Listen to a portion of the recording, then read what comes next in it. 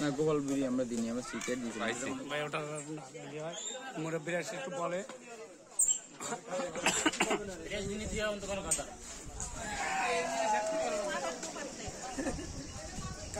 আমার নাম মোহাম্মদ সৈকত শেখ, আমি কলস মার্কার একজন কর্মী। আমরা এখানে স্লিপ দিচ্ছি, পান খাওয়াচ্ছি, সিগারেট খাওয়াচ্ছি, বিড়ি খাচ্ছি, এই গ্রাম বাংলার ঐতিহ্য।